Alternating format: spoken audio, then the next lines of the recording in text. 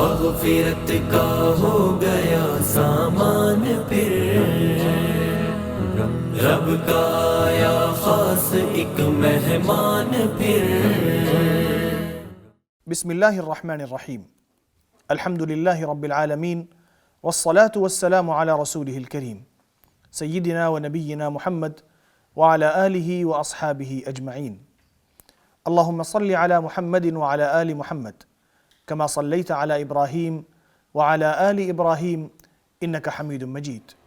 اللہم بارک علی محمد وعلی آل محمد کما بارکت علی ابراہیم وعلی آل ابراہیم انکا حمید مجید۔ ناظرین، پیغام ٹی وی سحر ٹرانسمیشن کے ساتھ میں ہوں آپ کا میزبان محمد عاطف الیاس۔ اللہ تبارک و تعالیٰ نے جو یہ بابرکت گھڑیاں اور لمحات ہمیں عطا فرما دیے ہیں، یہ اس کی طرف سے بہترین تحفہ ہے، اس کی طرف سے شاندار عنایت ہے جو کسی کسی کو ملتی ہے، کیونکہ بہت سے ایسے لوگ ہیں کہ جو زندگی بسر کرنے کے بعد اس دنیا سے رخصت ہو چکے ہیں، وہ ان لمحات سے محروم ہو چکے ہیں، وہ اب ان گھڑیوں سے مستفید نہیں ہو سکتے، بلکہ وہ چاہتے ہوئے بھی کوئی نیکی نہیں کر سکتے۔ تو اس موقع کو غنیمت جانتے ہوئے اللہ تبارک و تعالیٰ کے احکام کو بجا لانا چاہیے، اور اللہ تبارک و تعالیٰ کے احکام کے مطابق روزے بھی رکھنے چاہیے، تہجد گزاری بھی کرنی چاہیے، صدقات و خیرات کا اہتمام بھی کرنا چاہیے، اور صلہ رحمی بھی خاص طور پر کرنی چاہیے۔ تمام نیکیاں اختیار کرنے کی کوشش کرنی چاہیے اور تمام برائیوں سے بچنے کی کوشش کرنی چاہیے کہ یہی روزوں کا اور رمضان کا تقاضا ہے۔ ناظرین، جہاں ہم عبادت کی بات کرتے ہیں، اللہ تبارک و تعالیٰ کو خوش کرنے کی بات کرتے ہیں، تو اس میں ایک چیز ہمیں بہت اہم نظر آتی ہے، وہ یہ ہے کہ ہم اپنی جتنی عبادتیں بھی کریں، جتنی بھی ہم بھلائیاں کریں، نیکیاں کرنے کی کوشش کریں، ان میں ایک خاص چیز یہ ہے کہ اخلاص کا اہتمام ان کے اندر لازمی طور پر موجود ہو، کہ اگر کوئی چیز خالص نہ ہو اللہ تبارک و تعالیٰ کے لیے تو اللہ کے ہاں وہ چیز قابل قبول نہیں ہوتی، اور اس کا انسان کو فائدہ نہیں ہوتا، بلکہ انسان محنت کر کے، مشقت کر کے، دنیا کے اندر تھک کے، ٹائم نکال کے اپنے وقت کے ساتھ کام بھی کرتا ہے، اور اللہ کے ہاں اس کا کوئی اجر بھی نہیں ملتا۔ نبی اکرم صلی اللہ علیہ وسلم کا فرمان ہے، ان اللہ لا يقبل من العمل الا ما كان خالصا۔ اللہ تبارک و تعالیٰ صرف اسی عمل کو قبول فرماتا ہے جو صرف اس کی رضا کے لیے کیا گیا ہو، جس کے اندر کسی اور مقصد کی ملاوٹ بھی ہو، جس کے اندر کوئی اور مقصد بھی شامل ہو، کوئی اور غرض و غایت بھی ہو، وہ اللہ تبارک و تعالیٰ کے ہاں قبول کے قابل نہیں ہوتا، بلکہ وہ رد کر دیا جاتا ہے۔ نبی اکرم صلی اللہ علیہ وسلم حدیث قدسی میں اللہ تبارک و تعالیٰ کے بارے میں بیان کرتے ہیں کہ وہ فرماتا ہے، انا اغنى الشركاء عن الشرك من عمل عملا اشرك معي فيه غيري تركته وشركه۔ میں تمام شریکوں سے بے نیاز ہوں، یا میں تمام شریکوں کے شرک سے سب سے زیادہ بے نیاز ہوں۔ جو کوئی ایسا عمل کرتا ہے جس میں میرے ساتھ وہ کسی اور کو بھی شریک کرتا ہے، تو میں اس کے شریک کے حوالے کر دیتا ہوں، یا ان دونوں کو ایک دوسرے کے حوالے کر کے میں بیچ میں سے نکل جاتا ہوں۔ اس لیے جب عمل کریں تو صرف اللہ کے لیے کریں، اس کی رضا کی خاطر کریں، اللہ تبارک و تعالیٰ کی خوشنودی کے لیے کریں، کسی اور مقصد کو اس میں شامل نہ کریں۔ دوسرے مقاصد اگر حاصل ہو جائیں تو بہت اچھا، ورنہ آپ کے عمل کا مقصد صرف اللہ تبارک و تعالیٰ کی رضا ہی ہو، کیونکہ اگر وہ مل جائے تو دنیا اور آخرت کی سعادتیں مل گئیں، اور اگر اس سے آپ محروم رہ گئے تو آپ ساری بھلائیوں سے محروم ہو گئے۔ ناظرین، اخلاص کے حوالے سے بات کریں گے کہ اعمال کے اندر اخلاص کتنی اہمیت رکھتا ہے، اگر اخلاص نکال دیا جائے تو اعمال کی کیا حیثیت رہ جاتی ہے، اخلاص کہاں کہاں اختیار کرنا ضروری ہے، اور کون سی ایسی چیزیں ہیں جو اخلاص کے منافی ہیں۔ صحابہ کرام اخلاص کا اہتمام کیسے کرتے تھے، نبی صلی اللہ علیہ وسلم کی زندگی میں اس کی مثالیں کیا کیا ہیں، بہت سی باتیں اس حوالے سے ہم کرنے والے ہیں۔ آپ ہمارے ساتھ پروگرام میں شامل رہیے گا۔ میں اپنے مہمانوں کا تعارف کرا دوں۔ میرے ساتھ موجود ہیں مولانا نعمان فاروقی صاحب۔ آپ جید اور بہترین عالم دین ہیں، صحافت کے میدان سے بھی تعلق رکھتے ہیں، اور ایک مجلے کے ایڈیٹر ہیں، اپنے دروس اور اپنے خطبات کے ذریعے مختلف لوگوں کو مستفید کر رہے ہیں۔ بہت شکریہ مولانا اس پروگرام میں تشریف لانے کے لیے۔ آپ کا شکریہ، اور پیغام ٹی وی کا شکریہ۔ اللہ تعالیٰ جزائے خیر دے۔ میرے دوسرے مہمان ہیں محترم عبدالقیوم ظہیر صاحب۔ آپ بہترین عالم دین ہیں اور اپنے خطبات اور دروس کے ذریعے لوگوں کو مستفید فرماتے ہیں، پیغام ٹی وی سے بھی وابستہ ہیں۔ بہت شکریہ اس پروگرام میں تشریف لانے کے لیے۔ جی جزاک اللہ، بارک اللہ فیک۔ اخلاص کے حوالے سے بات کرنا ہے، اور سب سے پہلے تو میرا خیال ہے یہ جان لینا چاہیے ہم بھی اور ناظرین بھی کہ اخلاص ہوتا کیا ہے، کس کو اخلاص کہتے ہیں، تاکہ ہم پھر بات کو آگے بڑھا سکیں۔ ان الحمد للہ والصلاة والسلام علی رسول اللہ. اخلاص لفظ خلوص اور خالص سے ہمارے ہاں بھی یہ لفظ استعمال ہوتے ہیں اور انہی معنوں میں تقریباً استعمال ہوتے ہیں. صحیح. کہ ہم کسی آمیزش کو، ملاوٹ کو، ایک چیز میں دوسرے کو شامل کرنے کو پسند نہیں کرتے، تو اسی طرح یہ اخلاص کا یہ مطلب ہے. صحیح. اور اس کی پھر مختلف توجیحات بھی علماء نے پیش کی ہیں، لیکن میں ایک حدیث رسول سے اس کا مطلب آپ کو سمجھانا چاہتا ہوں ناظرین کے لیے. وہ یہ کہ نبی کریم صلی اللہ علیہ وسلم سے حضرت ابو ہریرہ رضی اللہ تعالی عنہ نے سوال کیا کہ شفاعت کا جواب اللہ تعالیٰ نے آپ کو کیا دیا؟ صحیح. جو سفارش اور شفاعت ہوگی اس کے متعلق اللہ تعالیٰ نے کیا آپ کو جواب دی؟ ٹھیک. تو نبی کریم صلی اللہ علیہ وسلم فرمانے لگے کہ مجھے امید تھی کہ یہ سوال کرنے والے تم ہی ہوگے، تمہارے سوا کوئی یہ سوال نہیں کرے گا. یعنی اس سے یہ پتہ چلتا ہے کہ ان کے اندر یہ ذوق، یہ تجسس، یہ جستجو بہت زیادہ تھی دوسروں کی نسبت. اچھا، پھر نبی کریم صلی اللہ علیہ وسلم نے فرمایا کہ اس کا جواب مجھے اللہ تعالیٰ نے جو دیا وہ یہ ہے، شفاعتی لمن یشہد ان لا الہ الا اللہ مخلصا. صحیح. میری یہ شفاعت اس کے لیے ہوگی جس نے لا الہ الا اللہ محمد الرسول اللہ کا اقرار کیا مخلصاً، اخلاص کے ساتھ. اب اس اخلاص کی ڈیفینیشن اس کے بعد ہے، وہ کیا ہے؟ یصدق قلبہ لسانہ و لسانہ قلبہ. صحیح. کہ جس کی زبان اس کے دل کے ساتھ ہو اور دل زبان کے ساتھ ہو، ایک دوسرے کی تصدیق کر رہے ہوں. مطلب ہوتا ہے نا بعض اوقات ہم ایک بات کہہ رہے ہوتے ہیں لیکن دل میں کچھ اور ہوتا ہے. اچھا، آپ دیکھیے اس کو ہم عمومی تناظر میں دیکھیں. ہمیں بعض اوقات کسی کے لہجے سے، کسی کی بات سے پتہ چل جاتا ہے یہ بندہ ٹھیک گفتگو نہیں کر رہا، یہ جو اظہار کر رہا ہے، یہ محبت کا جو دعوے کر رہا ہے، یہ ٹھیک نہیں ہے، سچا نہیں ہے. ہاں جی، سچا نہیں.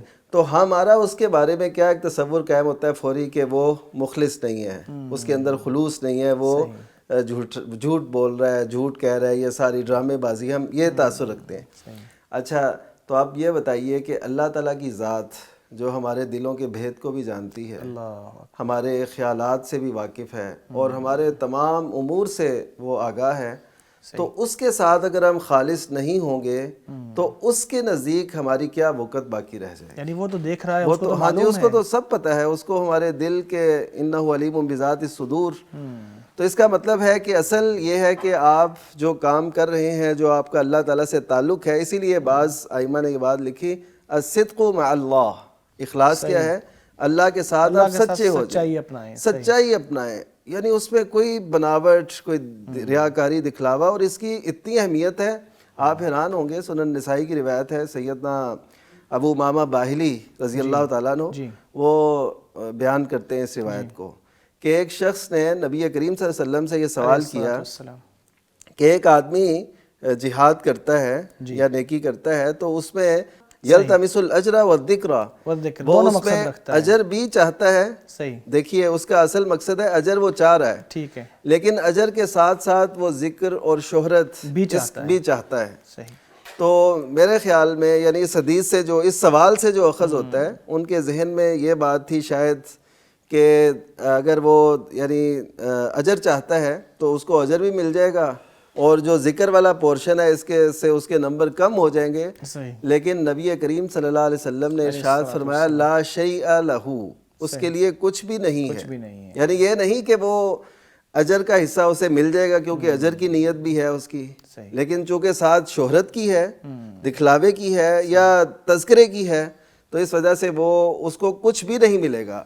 پھر آپ صلی اللہ علیہ وسلم نے ایک اصول ہمارے سامنے رکھ دیا کہ ان اللہ لا يقبل عملا، کہ اللہ تعالیٰ ایسے کسی عمل کو پسند نہیں کرتا، قبول نہیں کرتا کہ جس میں وہ اس کے لیے خالص نہ ہو. مبتغی بہ وجہہ، اس کی رضا اس میں تلاش نہ کی جائے، اس کو نہ دیکھا جائے، تو وہ اللہ تعالیٰ عمل قبول ہی نہیں کرتا. یہ نہیں کہ اس کو نمبر کم ملیں گے، اس کے قبول ہی نہیں ہوگی اگر اس نے یہ چاہت رکھی. اللہ اکبر. یعنی یہ آمیزش جو ہے، یہ جو مکسنگ ہے، یہ مقصد بھی ہو جائے، یہ بھی ہو جائے، ایک تیر سے دو شکار جو ہم کرنا چاہتے ہیں، اس سے اور منع کیا حقیقت یہ ہے کہ آج کے اس نمود و نمائش کے اس دور میں جس کے بارے میں کسی شاعر نے کہا کہ اے شمع وفا کے پروانوں اس دور سے تم کو کیا نسبت، یعنی ان کو خطاب کر کے ہمارے دور سے کہہ رہے ہو اس دور سے تم کو کیا نسبت، یہ دور نمائش خو جس میں اخلاص ہے کم تشہیر بہت. تشہیر بہت ہے. یعنی حقیقت ہے کہ آج دیکھیں آج ہم کہاں کھڑے ہو گئے کہ کوئی بھی کام کرتا ہے اور وہ اس کو کس طریقے سے پھیلاتا ہے اور کیا کیا وہ کرتا ہے. اگر ہم پہلے دیکھیں یا جن احادیث کا ہم عموماً تذکرہ کرتے ہیں کہ ایک عورت تھی، اس نے کتے کو پانی پلایا. ہاں جی. اچھا اب یہ دیکھیے کہ اس نے جو کتے کو پانی پلایا تھا اس وقت کوئی اور دیکھنے والا ہے تھا؟ کوئی بھی نہیں تھا. اسی طرح ایک مرد کا واقعہ بھی صحیح بخاری میں موجود ہے، اس نے بھی پانی پلایا کتے کو. اب کوئی اس کو نہیں دیکھ رہا، جی کوئی نہیں دیکھ رہا، لیکن انہوں نے جو کام کیا وہ شہرت کے لیے نہیں کیا. شہرت کے لیے نہیں. یہ بات لوگ اکثر بھول جاتے ہیں. یہ دیکھتے ہیں جی دیکھیں چھوٹی سی نیکی کا اجر کتنا بڑا ہے، لیکن یہ نہیں دیکھتے کہ اور وہاں پہ کوئی موجود نہیں ہے.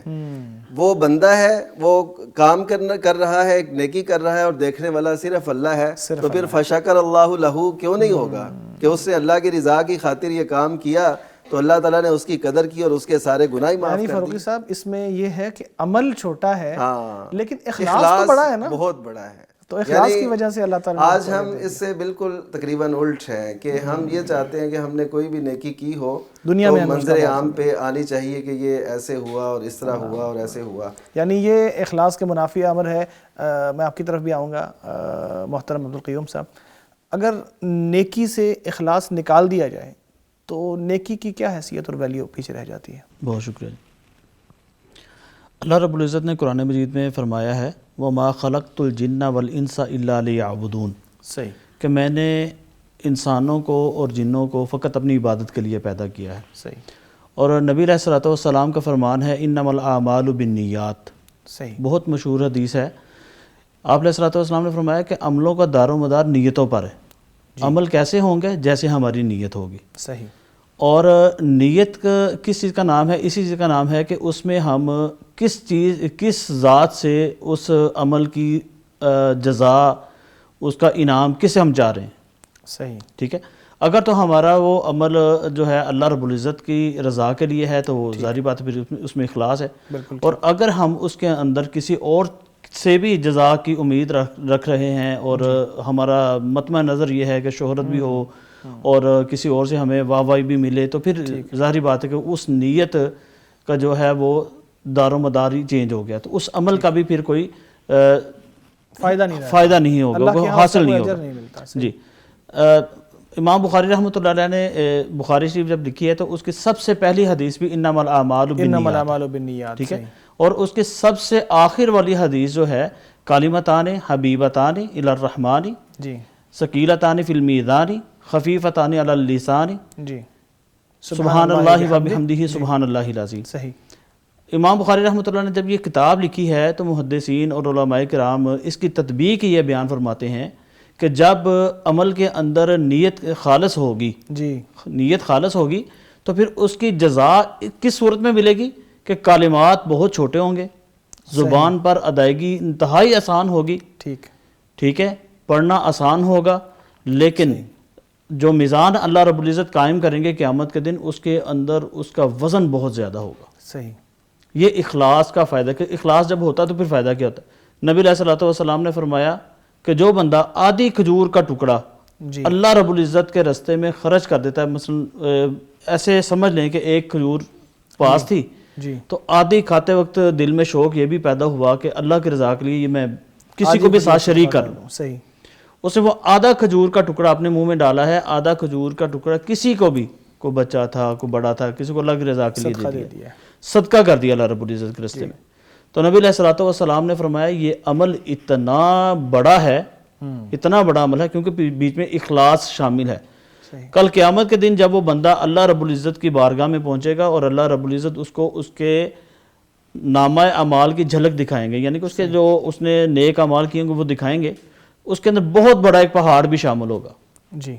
وہ بندہ دیکھے گا اور سوچے گا اللہ رب العزت اتنا بڑا عمل تو میں نے زندگی میں کبھی کیا ہی نہیں تھا. صحیح. تو یہ میرے اعمال میں شاید غلطی سے یا کسی اور کا آ گیا. تو اللہ رب العزت فرمائیں گے میرے بندے یہ وہ کھجور کا ٹکڑا ہے جو تم نے خلوص نیت کے ساتھ میرے راستے میں صدقہ کیا. اور نبی علیہ الصلوۃ والسلام فرماتے ہیں کہ اللہ رب العزت اس کھجور کے ٹکڑے کو اس طرح اپنے ہاتھ میں لے کر اس کی پرورش کرتے ہیں. صحیح. اور فرمایا جس طرح تم میں سے کوئی اپنے گھوڑے کے بچے کی پرورش کرتا ہے نا، اس کو بڑے اہتمام کے ساتھ، گائے بھینس کو پالنا آسان ہوتا ہے، اس کو چارہ ڈالا بس ٹھیک ہے، تربیت کرنے کی ضرورت خاص نہیں ہے. لیکن گھوڑا چونکہ جنگوں کے اندر استعمال ہوتا تھا، مال برداری میں استعمال ہوتا تھا، سفروں کے لیے استعمال ہوتا تھا، سب سے اہم سواری تھی، اس کی خاص ایک تربیت کرنا ضروری ہوتا تھا، اور اس کو پالتے وقت ان چیزوں کا اہتمام کرنا ضروری تھا. تو نبی علیہ الصلوۃ والسلام نے فرمایا کہ اتنے اہتمام سے اللہ رب العزت اس کی پرورش کریں گے کہ وہ احد پہاڑ سے بڑا ہوگا. پرورش کرتا ہے کہ احد پہاڑ سے بڑا ہوگا. احد پہاڑ سے بڑا ہوگا.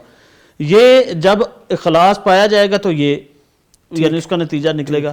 دوسری طرف اگر ہم دیکھتے ہیں کہ اخلاص اگر نہیں ہے تو نبی علیہ الصلوۃ والسلام نے فرمایا کہ جہنم کی آگ قیامت کے دن 3 لوگوں سے سب سے پہلے ابتدا کی جائے گی، اس کو بھڑکانے کی، اس کو گرم کرنے کی.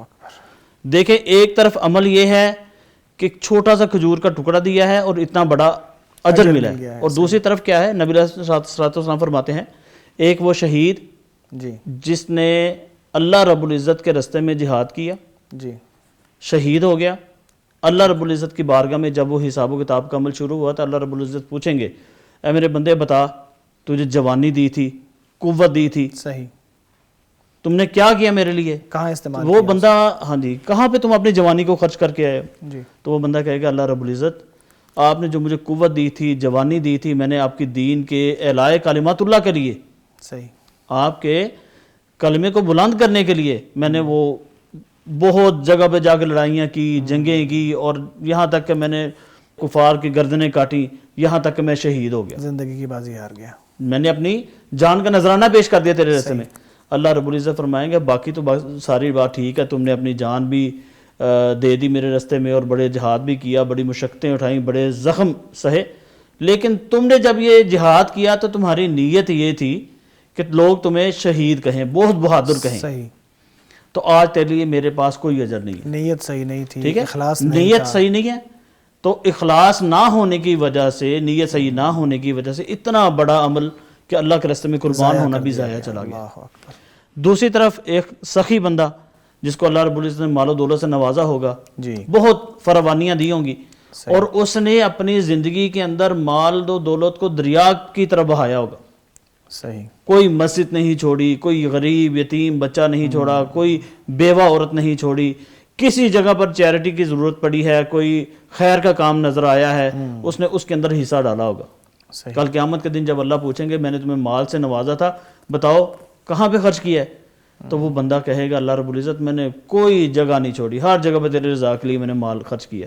اللہ رب العزت فرمائیں گے تم نے یہ ارادہ کیا تھا کہ لوگ سخی کہیں تمہیں، صحیح، تم مشہور ہو جاؤ کہ سخی کہا جائے، لہٰذا آج میرے پاس کوئی تمہارے لیے اجر نہیں ہے. کچھ بھی نہیں. ایک طرف آدھی کھجور کا ٹکڑا ہے اور ایک طرف لاکھوں کروڑوں اربوں کی ڈونیشنز ہیں، صحیح، تعاون ہے جو اللہ رب العزت کے راستے میں کیا ہے. اللہ اکبر. تو ادھر اجر یہ مل رہا ہے کہ آدھی کھجور احد پہاڑ ہے، اور ادھر عمل ہی ضائع ہے، اور جہنم کے اندر پھینک کے جہنم کی آگ کی ابتدا کی جا رہی ہے. تیسرا وہ بندہ جو عالم ہوگا، بہت دور دراز کے سفر کیے اور اللہ رب العزت کے دین کو پہنچانے کے لیے سفر کی صعوبتیں اور طرح طرح کی تکلیفیں برداشت کی. اللہ رب العزت کو کہے گا اللہ رب العزت تو نے مجھے علم دیا تھا، تو علم میں نے پھیلانے کے لیے جگہ جگہ پہ سفر کیا اور میں نے بڑی تبلیغ کی، بڑے لوگوں کو مسلمان کیا. اللہ رب العزت فرمائیں گے تم نے شہرت کے لیے یہ ایک سارا کام کیا، اور اس بندے کو بھی جہنم کے اندر ڈال دیا جائے گا. صحیح. یعنی وہ عالم ہے، قرآن کریم کی تلاوت کرتا ہے یا علم دین کو پھیلاتا ہے، جی، تو اس کا مقصد ریاکاری تھا، اللہ کی جو خوشنودی ہے وہ نہیں تھا، تو وہ سارا عمل جو ہے وہ اللہ کے ہاں قبول نہیں ہوا، ضائع ہو گیا. جی بالکل صحیح. تو ہم یقیناً ہمیں اپنے اعمال میں اخلاص کو اپنانا چاہیے، ورنہ اعمال اخلاص کے بغیر ضائع ہو جاتے ہیں. قل هل انبئکم بالاخسرین اعمالا الذین ضل سعیهم فی الحیاۃ الدنیا وهم يحسبون انهم يحسنون صنعا اولئک الذین کفروا بآیات ربهم ولقائه فحبطت اعمالهم فلا نقیم لهم یوم القیامۃ وزنا.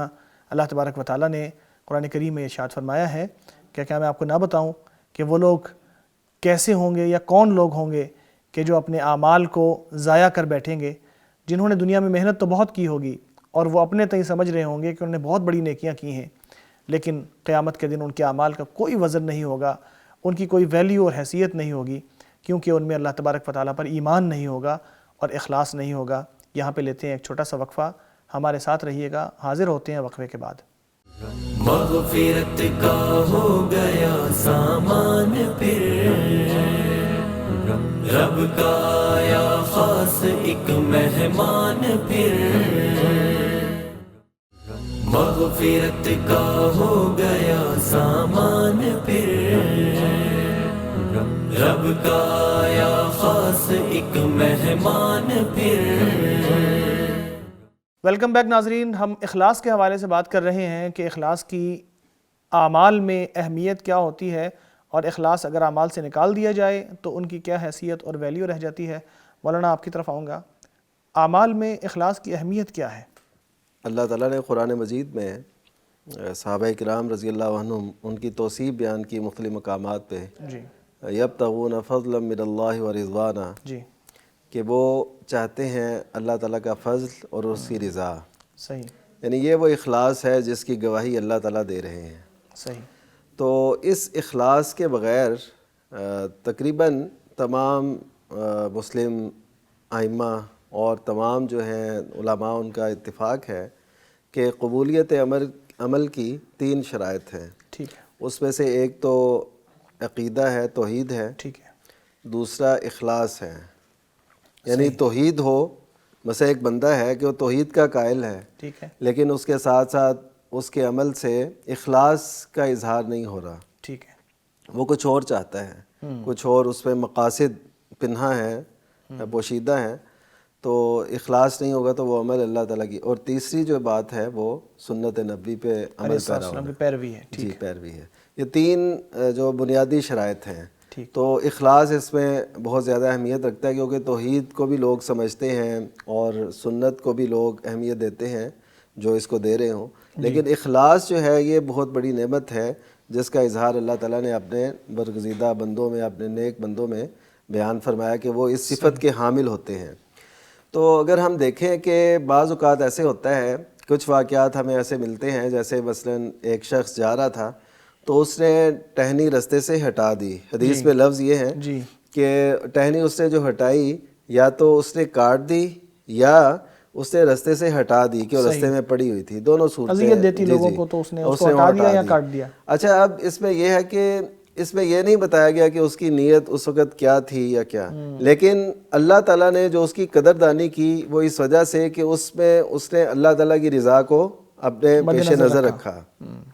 اچھا، یہ بہت اہم کام ہے کہ ہم اپنے تمام امور میں، مثلا آپ کسی عزیز کے پاس جا رہے ہیں تو یہ نہ کہیں کہ میں اس کو بتاؤں کہ میں آیا ہوں اور یہ ہے وہ ہے، یا تعزیت کے لیے جاتے ہیں، کسی نکاح پہ جاتے ہیں، رشتہ داری نبھانے کے لیے جا رہے ہیں۔ جی، تو اس کے لیے ہمیں اللہ کی رضا مقصود رکھنی چاہیے کہ اللہ راضی ہو جائے۔ عمل تو پھر بھی میں نے وہی کرنا ہے، جی، عمل وہی کرنا ہے، لیکن اللہ کی رضا شامل ہو جائے گی تو وہ ہمارے لیے اجر بن جائے گا، اجر مل جائے گا۔ اور اگر اللہ کی رضا شامل نہیں ہوگی تو بڑے بڑے عمل جو ہیں وہ ہمارے لیے، جیسے عبدالقیوم صاحب بھی بات کر رہے تھے، وہ ضائع ہو جاتے ہیں، اور حدیث میں اس کی وضاحتیں موجود ہیں۔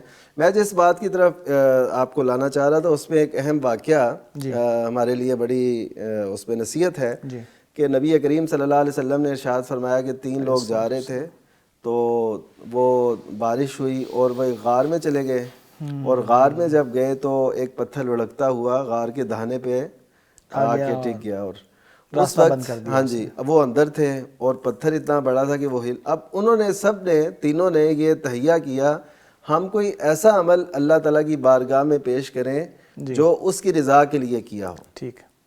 اب تینوں نے اپنے عمل پیش کیے، ایک نے یہ پیش کیا کہ میں اپنے بچوں پر والدین کو ترجیح دیتا تھا، تفصیلات ہیں میں اشارتاً، جی، اور دوسرے نے یہ کہا کہ میری چچا زاد بہن سے بات چیت ہو چکی تھی لیکن اس نے کہا کہ اللہ تعالیٰ سے ڈرو اور ایسا کام نہ کرو، تو اس کو ڈر آ گیا۔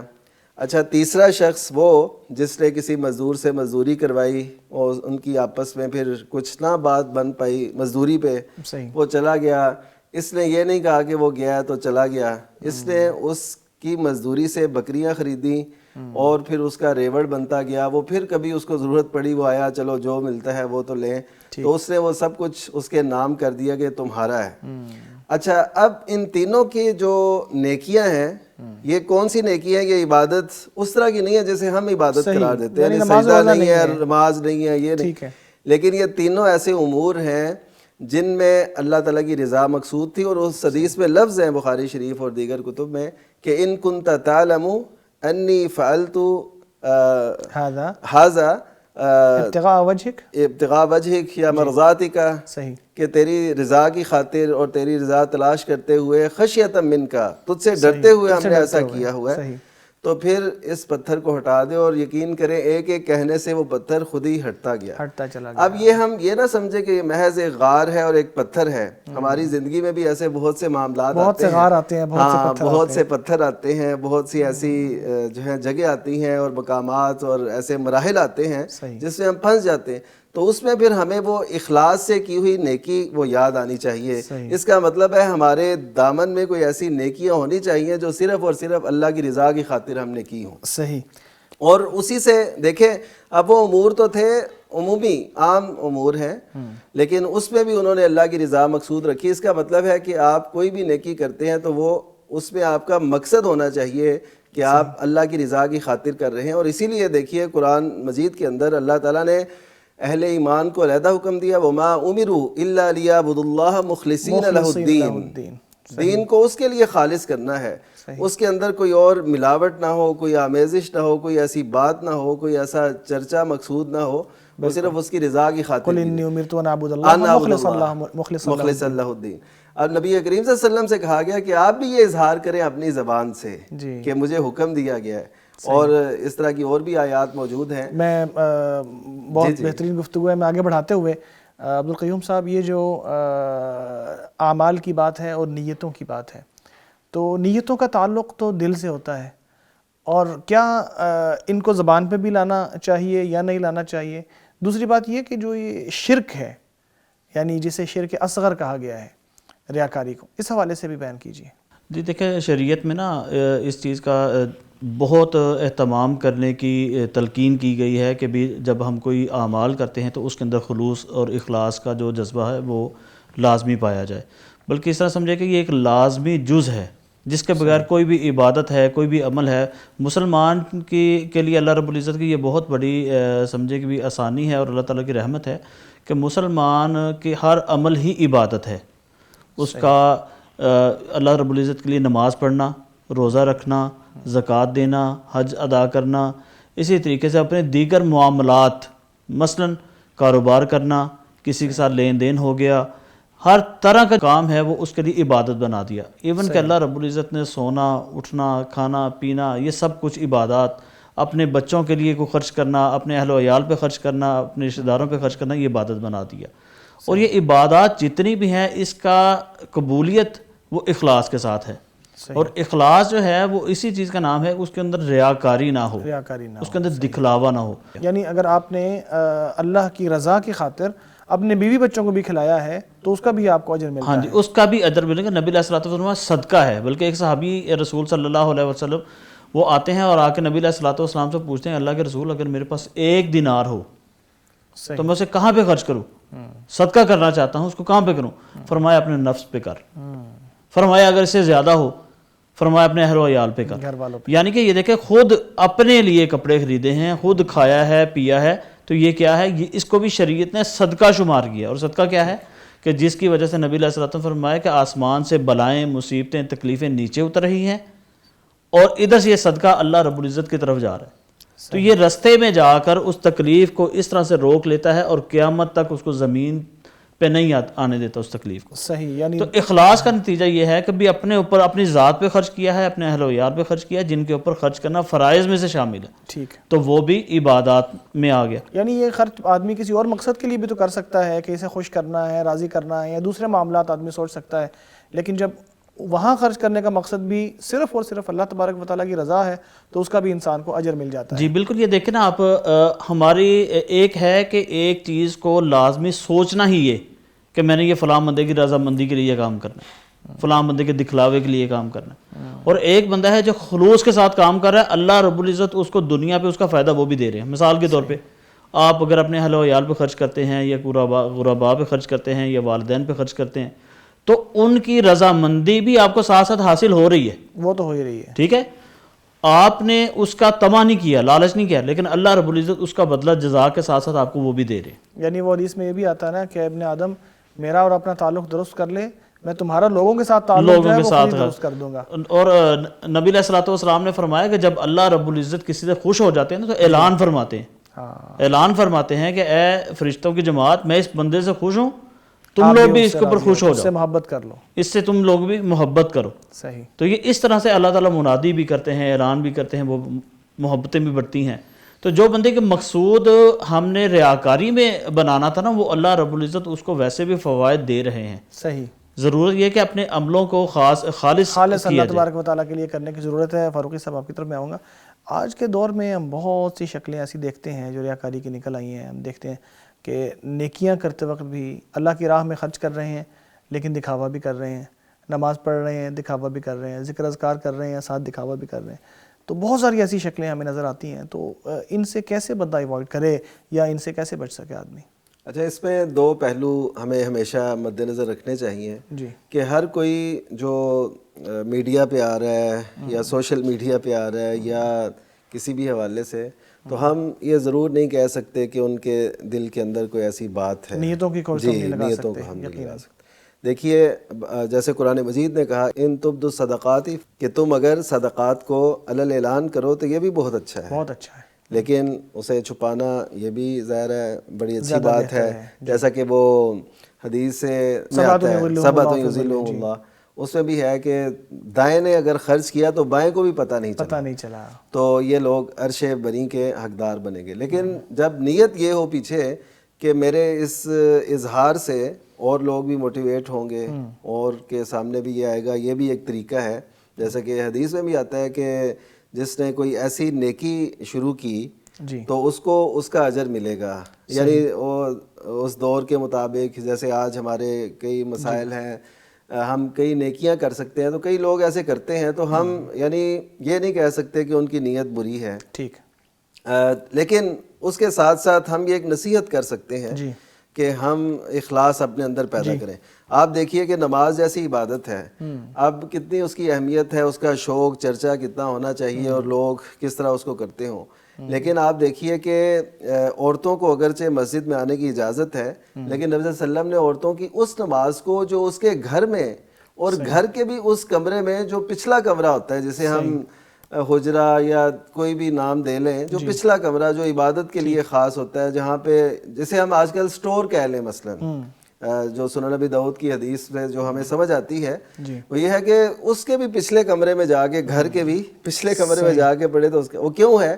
اس وجہ سے کہ وہ اس کو صرف اور صرف اللہ تعالیٰ کو حشمت اور حیا کا خیال رکھنے کے لیے کہا کہ مسجدوں میں اگر نہ آئے تو گھر میں پڑھیں. نہیں، اس کا یہ مقصد. اسی لیے دیکھیے کہ جو مرد ہیں ان کی بھی جو نفلی نماز ہے وہ گھر میں بہتر قرار دی گئی. صحیح. یعنی اگرچہ مسجد میں پڑھ سکتے ہیں لیکن گھر میں اس کو بہتر قرار دیا گیا. صحیح. وہ اس لیے کہ مسجد میں اگر پڑھیں گے تو اس میں ایک دوسرا چانس موجود ہے، اور جماعت جب ہو گئی تو اس کا مطلب ہے آپ گھر میں بھی وہ جو ہے عبادات کریں اور گھر میں اپنے بچوں کے سامنے ان کو ایک ترغیب بھی ملے، اور دوسرا جتنی پوشیدہ ہو سکے وہی. جتنی پوشیدہ. اچھا، اور روزہ جو ہے اس میں بھی آپ دیکھیے وہ اخلاص کا عنصر ہے. اخلاص کا عنصر. یعنی آپ روزے سے یہاں پتہ نہیں چلتا. یہ تو اب ہماری عادات یہ بنتی جا رہی ہیں. ہم نے کوئی روزہ رکھا ہو تو ہم کہتے ہیں یار آج روزہ بڑا لگ رہا ہے اور آج یہ کیفیات ہیں، تم ایسے کیوں بیٹھے ہو، بس روزہ رکھا ہے نا. تو یہ جو کیفیات ہیں ان سے بچ کے ہمیں خالص جو ہے نا اللہ تعالیٰ کی رضا کی خاطر ایسے کرنے سے بہت سے فوائد حاصل ہو سکتے ہیں. اچھے لوگ بھی، ایسے لوگ بھی ہیں جو اخلاص کے ساتھ رکھتے ہیں، بلکہ ایسے لوگ بھی ماشاءاللہ موجود ہیں، اظہار بھی نہیں کرتے، جو مطلب نفلی روزہ رکھا ہوتا ہے لیکن وہ کبھی ظاہر نہیں کرنے دیتے کہ کسی بہانے سے وہ بات کو ٹال جاتے ہیں. ہاں بالکل. انہیں کوئی دعوت دی جائے وہ کہتے ہیں نہیں میرا یہ میں نے ذرا جانا ہے، یا کوئی ایسا یعنی وہ یا طلب نہیں ہے، کوئی ایسی بات کہہ کے وہ اظہار کر دیتے ہیں. تو ہمیں یعنی دوسرا پہلو ضرور اپنے پیش نظر رکھنا چاہیے کہ ہر بندے کی نیت ہم یہ نہیں کہہ سکتے کہ اس میں اخلاص جج نہیں کرنا چاہیے کسی کو. لیکن ویسے نصیحت کے طور پہ ہمیں ان چیزوں سے جن میں دکھلاوا پایا جاتا ہے ان سے دور رہنا چاہیے. برا ناظرین، بہت سی شکلیں آج ہم دیکھتے ہیں کہ میڈیا کے اوپر آ گئی ہیں یا ہمارے رویوں میں آتی جاتی ہیں. ہم یا تو اپنی زبان سے اظہار کر دیتے ہیں کہ ہم یہ نیکی کر رہے ہیں، اور اس میں دکھلاوا ہونے کے خدشات موجود ہیں، یا ہم جیسا حج کر کے آتے ہیں یا کوئی اور نیکی کرتے ہیں تو اس کا چرچا بھی ساتھ کرتے ہیں، اور یہ ایک نیگیٹو چیز ہے، اگرچہ اس کے اندر پازیٹیو احتمالات بھی موجود ہیں۔ بہرحال ہمیں اپنی نیتوں کو اللہ کے لیے خالص کرنا چاہیے تاکہ ہمیں بہتر اجر مل سکے۔ یہاں پہ لیتے ہیں ایک چھوٹا سا وقفہ، ہمارے ساتھ رہیے گا۔ مغفرت کا ہو گیا سامان پھر، رب کا آیا خاص ایک مہمان پھر، مغفرت کا ہو گیا سامان پھر، رب کا آیا خاص ایک مہمان پھر۔ ویلکم بیک ناظرین، سحر ٹرانسمیشن میں ہم بات کر رہے ہیں اللہ تبارک و تعالیٰ کے لیے اعمال کو خالص کرنے کی۔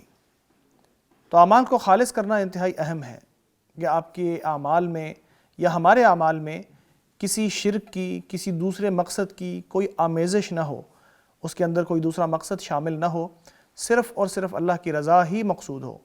اور اگر ایسا ہو تو انسان کو دیگر مقاصد بھی حاصل ہو جاتے ہیں اور اللہ تبارک و تعالیٰ کے ہاں اعمال قبول بھی ہو جاتے ہیں۔ اور اگر ان میں آمیزش آ جائے تو اللہ کے ہاں وہ قابل قبول نہیں رہتے، باقی مقاصد حاصل ہو بھی جائیں تو کیا فائدہ؟ دنیا میں تھوڑی دیر کے لیے انسان کو فائدہ مل جائے گا، اور آخرت میں انسان کے جو اعمال کام آنے چاہیے تھے وہ قیامت کے دن اس کے کام نہیں آئیں گے۔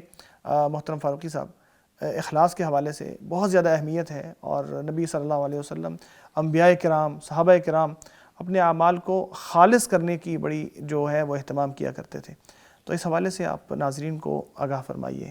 بڑا تفصیل طلب موضوع ہے۔ بہرحال اس میں مختصر بات ایسے ہے کہ سیدنا ابراہیم علیہ السلام اللہ تعالیٰ سے دعا کر رہے ہیں، تو ساتھ یہ کہہ رہے ہیں ربنا انک تعلم ما نخفی وما نعلن۔ صحیح، یعنی آپ دیکھیے کہ اللہ تعالیٰ سے دعا ہے، اس میں یہ اظہار کی ضرورت اس لیے ہے کہ اخلاص کا اور خالص عمل کا اس سے بڑا کوئی اور ثبوت نہیں ہو سکتا۔ صحیح۔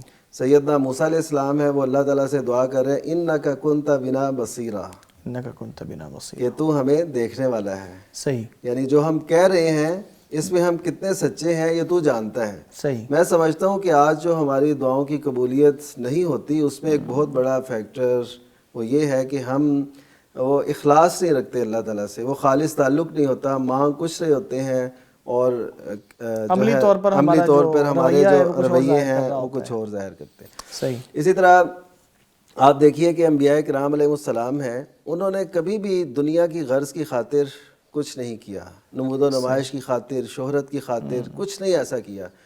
آج چونکہ ایک سیاسی دور ہے، دورہ ہے، اس میں سیدنا یوسف علیہ السلام کی مثال بڑی پیش کی جاتی ہے کہ دیکھیے سیدنا یوسف علیہ السلام نے بھی تو مصر کی وہ وزارت خزانہ کہہ لیں وہ لی، طلب کیا، یعنی وہ کہا تو اس نے تھا عزیز مصر نے کہ میں تمہیں اپنے نزدیک بنانا چاہتا ہوں، تو انہوں نے پھر کہا کہ اگر کرنا ہی ہے تو اجعلنی علی خزائن الارض، یہ والی فیلڈ جو ہے مجھے سوٹ کرتی ہے۔ لیکن میں جو اس سے بتانا چاہتا ہوں وہ یہ کہ سیدنا یوسف علیہ السلام کا اب تک کا جو سفر تھا، یہ مصر کے اس تخت پر پہنچنے تک کا سفر، اس میں ہمیں کہیں بھی کوئی شہرت، کوئی دکھلاوا، کوئی نمود و نمائش وہ نہیں نظر آتی، حتیٰ کہ جب ان کے یعنی اس عزیز مصر کی اہلیہ نے ان کو دعوت گناہ دی تو اس وقت بھی دیکھیے کہ اللہ تعالیٰ نے کیا فرمایا، وہاں پر بھی یہ ہے کہ كَذَلِكَ لِنَصْرِفَ عَنْهُ السُّوءَ وَالْفَحْشَاءَ إِنَّهُ مِنْ عِبَادِنَا الْمُخْلَصِينَ، کہ وہ ہمارے مخلص بندوں میں سے ہے۔ اب یہ دیکھیے کہ لفظ ہوتا ہے مخلص اور ایک ہوتا ہے مخلص، اس کا فرق جو ہے وہ ایک ہے مخلص جو خود یہ کہے کہ میں نے ایسے کیا، میں بڑا مخلص ہوں، اور مخلص وہ ہوتا ہے جس کو اللہ رب العزت خالص کر دے، یعنی اس کے اندر کوئی ایسی شہرت، نمود و نمائش، اور یہ اکثر انبیاء کے وصف کے طور پہ اللہ تعالیٰ نے بیان فرمایا ہے۔ تو اس کا مطلب ہے کہ ہمیں اس درجے تک پہنچنے کے لیے کوئی کوشش، کوئی جستجو کرنے چاہیے، کم از کم اس راہ کے راہی تو ہوں کہ ہمیں بھی وہ اخلاص نصیب ہو جائے کہ اللہ تعالیٰ ہمیں بھی دنیا کے ان جھمیلوں سے، ان مشکلات سے، ان مصائب سے، ان فتنوں سے بچا کے رکھے، کیونکہ اللہ تعالیٰ نے فرمایا کہ وہ ہمارے مخلص بندوں میں سے تھے، تو اس وجہ سے ہم نے انہیں اس سے بچایا، اس سے محفوظ رکھا جو دعوت گناہ دی جا رہی تھی انہیں۔ ایک تو یہ ہے۔ اب دیکھیے کہ صحابہ کرام رضی اللہ عنہم ان کے اندر کتنا اخلاص تھا کہ سیدنا عثمان بن عفان رضی اللہ تعالیٰ عنہ خرچ کر رہے ہیں جی، ان کے ذہن میں یہ تھا کہ 1400 سال بعد بھی ایسے میرے چرچے ہوں گے، کوئی تصور بھی نہیں تھا، ایسا ہی ہے۔ لیکن دیکھیے انہوں نے وہ خرچ کیا، وہ چاہے کنویں کا معاملہ ہو، چاہے وہ تبوک میں خرچ کا جیش الاسرا والا معاملہ ہو، تو نبی کریم صلی اللہ علیہ وسلم جی اور نبی کریم صلی اللہ علیہ وسلم انہیں بشارتیں دے رہے ہیں۔ وہ اخلاص کی وجہ تھی، دیکھیے کہ ان کے آج تک ان کے تذکرے ان کی سخاوت کے ہو رہے ہیں، تو اس کا مطلب ہے کہ اخلاص بہرحال اس کی بڑی اہمیت ہے۔ بلکہ فاروق صاحب میرے ذہن میں وہ واقعہ بھی آ رہا ہے سیدنا عمر رضی اللہ تعالیٰ عنہ اور سیدنا ابو بکر رضی اللہ تعالیٰ عنہ کا، کہ ابو بکر رضی اللہ تعالیٰ عنہ کسی گھر میں جاتے ہیں اور سیدنا عمر رضی اللہ تعالیٰ عنہ دیکھتے ہیں کہ یہ جاتے ہیں کیا کرتے ہیں جا کے، تو وہ ان کے پیچھے چلے جاتے ہیں اور جا کے دیکھتے ہیں کچھ دیر وہ کسی گھر میں رہے ہیں اور پھر نکل آئے ہیں۔ تو جب پتہ کرنے کے لیے جاتے ہیں پتہ چلتا ہے کوئی بڑھیا ہے اندر، اور جا کے ان سے پوچھتے ہیں کہ آپ یہ آدمی جو ہے یہ آپ کے پاس کیا کرنے آتا ہے؟ تو بتاتی ہیں کہ مجھے نہیں پتہ یہ کون ہے، میں دیکھ بھی نہیں پاتی، یہ آتا ہے کوئی آدمی آ کے آٹا بھی گوندھ جاتا ہے اور گھر کی صفائی ستھرائی بھی کر جاتا ہے، اللہ کا کوئی بندہ ہے۔ تو وہ حضرت عمر رضی اللہ تعالیٰ عنہ جو ہے وہ کیسے دیکھیں حضرت ابو بکر رضی اللہ تعالیٰ عنہ اپنے اس عمل کو چھپا کر کرتے تھے کہ کسی دوسرے بندے کو پتہ نہ چل جائے کہ میں یہ عمل کرتا ہوں۔ اور اس حوالے سے وہ حدیث مبارکہ بھی اس حوالے سے بڑی اہم ہے کہ 3 چیزیں لا یغل علیہن قلب امرئ مسلم، کہ مسلمان کا دل میں کینہ، حسد، ایسی چیزیں نہیں آ سکتی، وہ 3 چیزیں اگر ہوں کسی میں۔ اس میں سے پہلی جو بات نبی کریم صلی اللہ علیہ وسلم نے بیان فرمائی، یہ بڑی باریکی سے سمجھنے والی بات ہے، اخلاص العمل للہ، کہ اپنے عمل کو خالص اللہ کی رضا کی خاطر کر لینا۔ اچھا، اس میں اس حدیث کا اس بات سے کیا تعلق ہے کہ حقد نہیں ہوگا، کینہ نہیں ہوگا؟ تعلق پتہ ہے کیا ہے کہ جب بھی ہم شہرت کے لیے، نمود و نمائش کے لیے کوئی کام کرتے ہیں تو اس کا نتیجہ فوری طور پہ یہ نکلتا ہے کہ ہم چاہتے ہیں کہ اب میری تعریف ہو، توصیف ہو، مجھے بدلہ ملے، مجھے اچھا کہا جائے۔ جب نہیں کہا جاتا، جب لائکرز نہیں ملتے، تو ہم پھر کہتے ہیں یار اس نے تو مجھے یہ بھی نہیں کیا، اب دیکھیں حقد آ گیا، کینہ آ گیا۔ تو اخلاص العمل کا نتیجہ یہ ہے اس حدیث کی روح سے۔ اور دوسرا مناصحۃ لائمۃ المسلمین، مسلمانوں کے ائمہ کے لیے نصیحت کرنا، اس سے بھی یعنی غل پیدا نہیں ہوتا، کیونکہ وہ کہتا ہے کہ میں نے اپنا حق ادا کر دیا، اب اس سے آگے میرا اختیار نہیں ہے کہ میں ان کے دستوں کے ربا ہوں یا ان سے ایسا کروں۔ تیسری چیز جو نبی کریم صلی اللہ علیہ وسلم نے بیان فرمائی ہوا لزوم جماعت المسلمین، جب مسلمانوں کی ایک فرد بن کے آپ رہیں گے تو اس سے آپ کے اندر وہ حقد، کینہ اور ایسی چیزیں وہ پیدا نہیں ہوں گی۔ اس کا مطلب ہے کہ اخلاص عمل میں بہت زیادہ اہمیت کا حامل ہے، اور یہ اس دور کے اندر خدشات ہیں، خطرات ہیں کہ ہم سے وہ اخلاص چھوٹ نہ جائے۔ وہ اقبال نے بھی ایک جگہ کہا تھا نا، تو بھی ہے شکوہ ارباب ریا میں کامل، تو بھی ہے شکوہ ارباب ریا میں کامل، دل میں لندن کی ہوس، لب پہ تیرے ذکر حجاز۔ اللہ اکبر، زبان پہ ہے لیکن دل میں کچھ نہیں ہے۔ محترم عبدالقیوم صاحب، اخلاص کے دنیا میں یا آخرت میں فوائد کیا حاصل ہوتے ہیں انسان کو؟ جی بالکل، یہ بڑا اچھا سوال ہے کہ جب ایک اخلاص کے موضوع پہ بات چل رہی ہے تو اس کے ساتھ ساتھ یہ پتہ چلے کہ بھی اخلاص کے ساتھ ہمیں دنیا میں کیا ملے گا اور آخرت میں کیا ملے گا۔ جی، صحابہ کرام رضوان اللہ اجمعین کی طرف اگر دیکھا جائے تو صحابہ نے اخلاص کا بڑے اخلاص کے پیکر صحابہ کرام تھے۔ نبی علیہ الصلوۃ والسلام کو دیکھا جائے، جس طرح کہ نعمان فاروقی بھائی بتا رہے تھے کہ انبیاء کا ایک خصوصی وصف تھا اخلاص، ٹھیک ہے۔ نبی علیہ الصلوۃ والسلام کو اگر دیکھتے ہیں تو نبی علیہ الصلوۃ والسلام کو اہل مکہ نے، قریش نے جب تکلیفیں دینا شروع کر دیں، آپ علیہ الصلوۃ والسلام کو اسلام کے پھیلاؤ سے روکنے کے لیے، توحید خالص کو پھیلانے سے روکنے کے لیے طرح طرح کی تکلیفیں دینا شروع کر دی۔ تو اس تکلیفوں کے اندر نبی علیہ الصلوۃ والسلام کی ذات گرامی بھی شامل تھی جن کو تکلیفیں دی گئی دین سے روکنے کے لیے، اور اس میں صحابہ کرام بھی شامل تھے۔ نبی علیہ الصلوۃ والسلام کا مشہور واقعہ کہ نبی علیہ الصلوۃ والسلام کو شیب ابی طالب میں 3 سال تک محصور رہنا پڑا اپنے کنبے کے ساتھ، اہل خانہ کے ساتھ، اپنے اہل و عیال کے ساتھ، ٹھیک ہے. 3 سال تک ان کے ساتھ قطع رحمی کی رکھی اہل قریش نے، اور کھانے پینے کی چیزیں، پہننے کے کپڑے، کوئی چیزیں یعنی اندر نہیں جانے دیتے، کوئی لینا دینا نہیں، کوئی بات چیت نہیں، کوئی بات چیت ختم. صحیح. پھر بھی نبی علیہ الصلوۃ والسلام نے اخلاص کا دامن پکڑ کے رکھا. اسی طرح کیونکہ نبی علیہ الصلوۃ والسلام بذات خود ایک اخلاص کے پیکر تھے، ٹھیک ہے.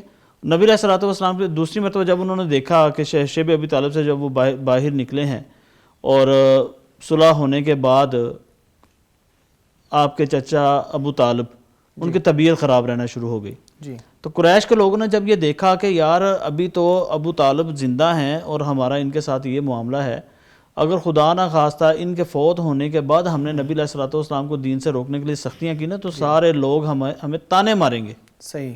کہ چچا جب تک زندہ تھے یہ کچھ کر نہیں سکے، اب یہ بھتیجے کے ساتھ ظلم زیادتی کر رہے ہیں. جی.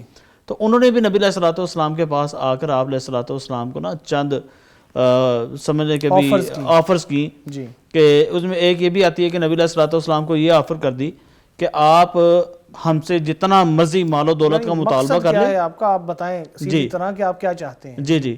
تو مقصد اگر آپ کا دولت ہے، مال و دولت اکٹھا کرنا ہے، تو ہم آپ کے لیے ڈھیریاں لگا دیتے ہیں. آپ ہمارے معبودہ نے باطلہ کو برا کہنا اور ایک اللہ کی دعوت دینا چھوڑ دیں. صحیح. اسی طرح انہوں نے یہ بھی کہا کہ اگر آپ کسی سرداری چاہتے ہیں اہل قریش کی، تو ہم آپ کو سردار بنانے کے لیے تیار ہیں. کسی سردار گھرانے میں آپ کو رشتہ چاہیے اور کوئی خوبصورت عورت کے ساتھ شادی کرنا چاہتے تو ہم وہ بھی کروانے کے لیے تیار. لیکن نبی علیہ الصلوۃ والسلام نے فرمایا کہ میرے دائیں ہاتھ پہ سورج اور بائیں ہاتھ پہ چاند بھی رکھ دو گے تو تب بھی میں اللہ کی طرف بلانے سے باز نہیں آؤں گا. صحیح. اسی طرح صحابہ کرام نے بھی تکلیفیں اٹھائی. حضرت بلال رضی اللہ تعالیٰ عنہ، حضرت عمار بن یاسر رضی اللہ تعالیٰ عنہ اور ان کے اہل خانہ، جن کے بارے میں نبی علیہ الصلوۃ والسلام نے جنت کی بشارتیں بھی دی، اور اس بھی رو یا آل یاسر ان موعدکم الجنہ، یہ بشارتیں بھی دی.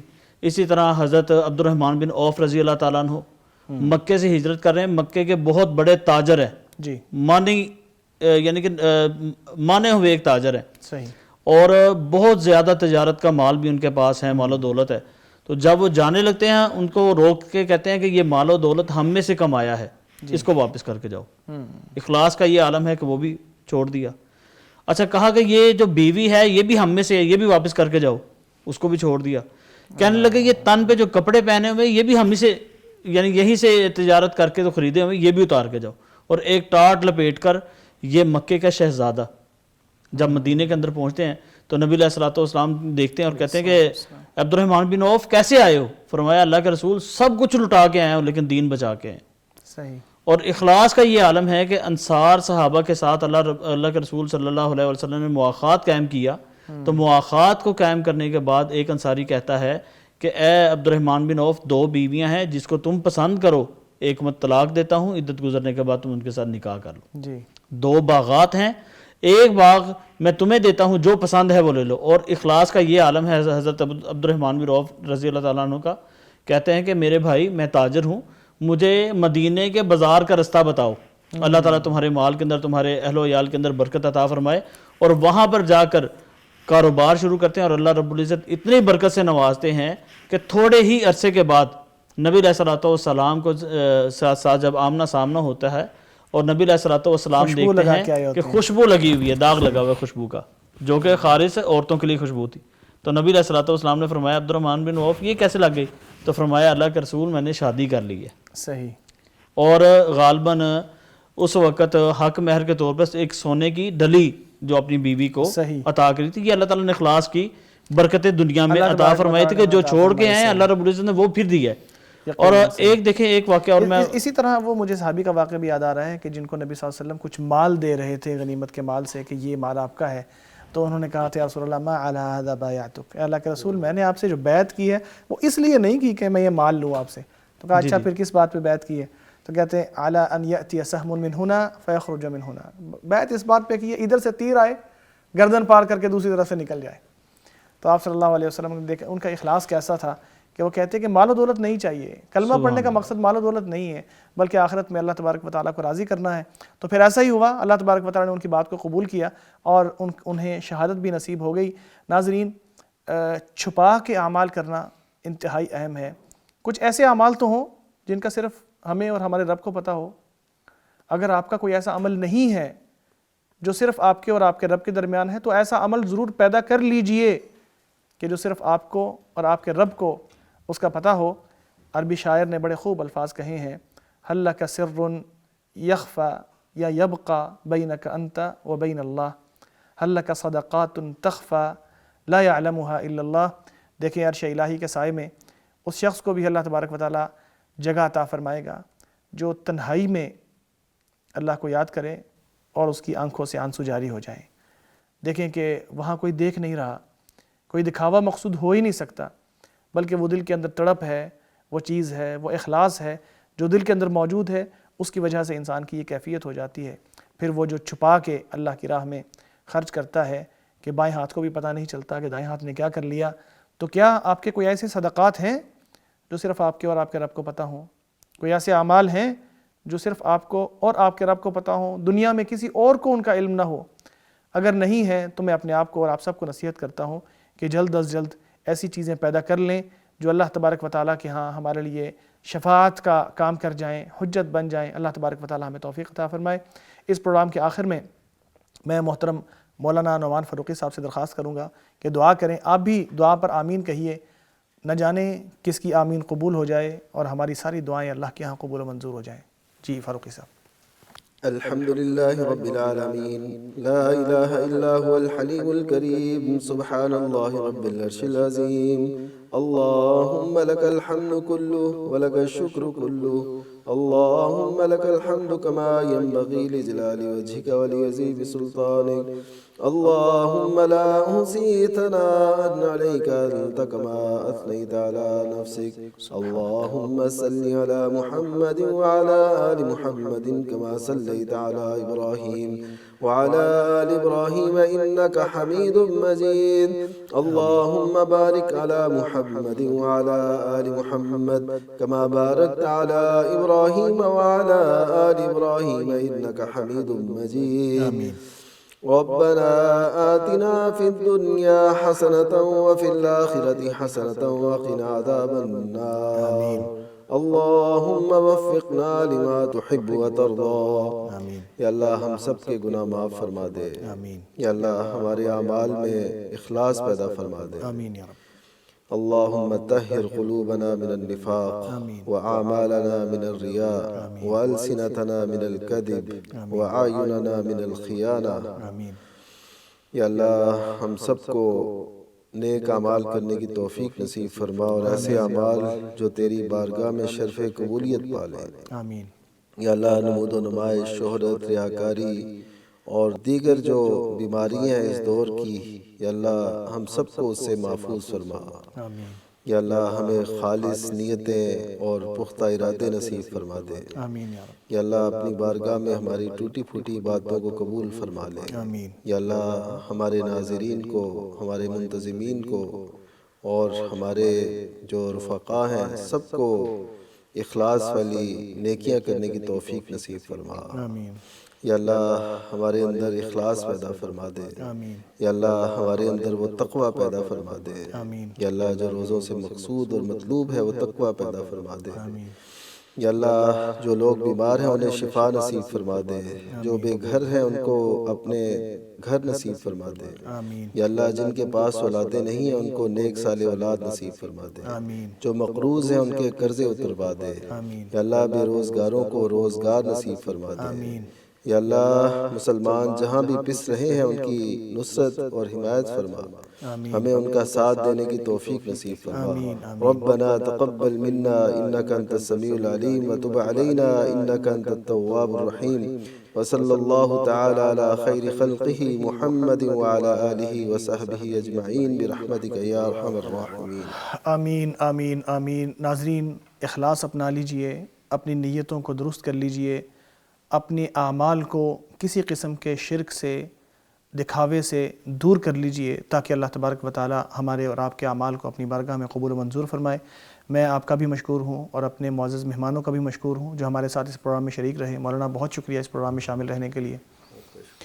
محترم عبدالقیوم صاحب اس پروگرام میں تشریف لانے کے لیے بہت شکریہ۔ جزاک اللہ جی، بارک اللہ فیک۔ ناظرین آپ کا بھی بہت شکریہ، آپ ہمارے ساتھ رہے، ہمارے ساتھ رہیے گا، سحر ٹرانسمیشن سارا رمضان ہمارے ساتھ دیکھیے گا۔ آپ سے ملاقات ہوتی ہے انشاءاللہ کل۔ السلام علیکم ورحمۃ اللہ وبرکاتہ۔ مغفرت کا ہو گیا سامان پھر، رب کا آیا خاص ایک مہمان پھر،